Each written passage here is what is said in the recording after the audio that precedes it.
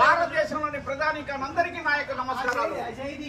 నా పేరు నాగేశ్వరరావుని, కొత్తగూడెం జిల్లా కోట న్యాయవాదిగా పనిచేస్తున్న తెలంగాణ రాష్ట్రం.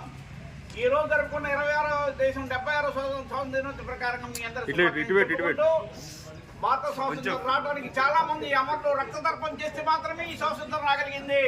వాళ్ళందరినీ ఈ రోజు పూజించుకోవడం తప్పని బాధ్యతగా మనం నేర్చుకోవాల్సిన అవసరం ఉంది. వాళ్ళు ఎంత త్యాగం చేశారో, ఎంత బలిదానం చేశారో, ఎంతమంది ఆత్మతర్పణ చేసుకుంటే మాత్రమే మన స్వాతంత్రం వచ్చి ఈ రోజు తిరుమల పతాకం ఆకాశంలో రెపరెపలాడడానికి అవకాశం వాళ్ళిచ్చిన అదృష్టమే.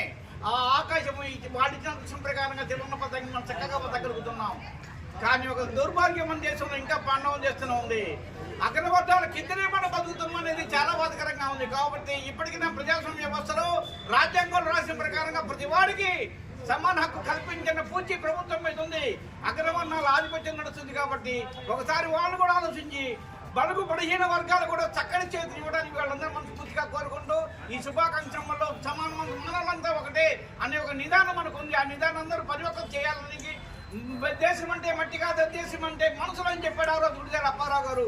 దాన్ని అందరూ కూడా అందరికీ సమాన అవకాశం వచ్చేటట్టుగా భారత రాజ్యాంగంలో ప్రతి వాళ్ళకి బీసీ మైనార్టీ వాళ్ళు కూడా రాజ్యాధికారం అందుకోవడానికి అవకాశం కల్పించిన బాధ్యత కూడా ఈ రోజు ఉన్నత వర్గాలు తప్పనిసరిగా చేయాల్సిన బాధ్యత ఉంది.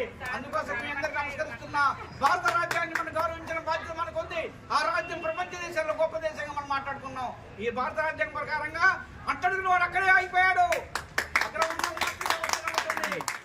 పూర్తిగా నిర్మూలన కావాలంటే తప్పనిసరిగా సామాజిక వర్గం నుంచి కూడా వాళ్ళకి చేత కావాలని అవసరం ఏర్పడ్డది. అందుకోసమే మీరందరూ ఇప్పటికైనా భారత రాజ్యాంగాన్ని పరిపూర్ణంగా చేయాలంటే మైనార్టీ వారికి తప్పనిసరిగా చేతులు ఇవ్వడానికి మీరంతా సహకరిస్తారు.